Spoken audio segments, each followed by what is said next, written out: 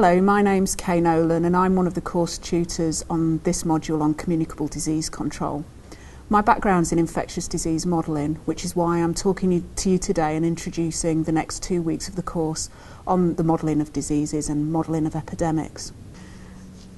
I'm hoping to give you a brief introduction to the next 2 weeks and provide some rationale as to why some work on infectious disease modelling sits nicely in a communicable disease control module. Previous students sometimes get a bit wary about this module because there's quite a lot of maths and equations in it, but try not to worry, they're not too complex and the material's written so that hopefully you'll be guided through it and will be able to follow it. We're not expecting you in 2 weeks to become modellers, but merely have an appreciation of how modelling can be used in communicable disease control and understand when it may be appropriate to use it and some of the key concepts, and hopefully we'll illustrate this through real life examples through the course material. Given that we've been studying infectious diseases and epidemiology and public health have been around for a long time, modelling of diseases is relatively recent and really came about in the late 1970s, early 1980s through some pioneering work by Anderson and May.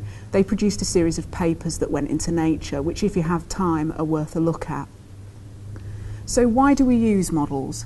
Well, models are used all the time in many different fields, and essentially they help us to understand how things work. They allow us to look at different circumstances, aid in clarity, and allow us to conceptualise complex information. So, for example, models are used in life insurance for ascertaining premiums for people based on life tables. We use them in science all the time to visualise molecules and, for example, in predicting earthquake risks and things like that.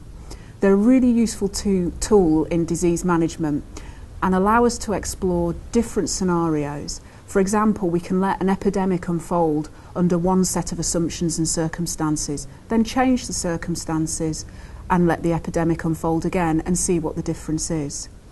It's often impossible or unethical to do controlled experiments in human populations when an infection is emerging or during an epidemic, and this is why modelling is particularly useful.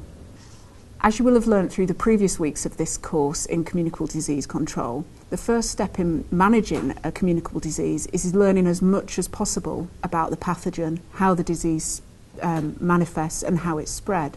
So, for example, what's the infection route?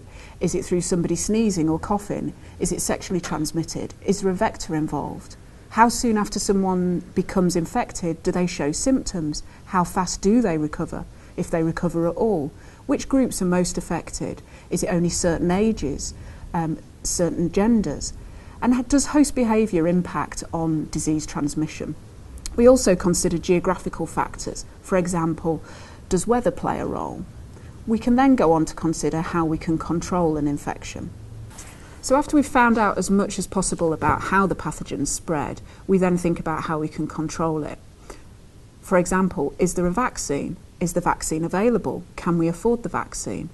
Do we have any drugs available?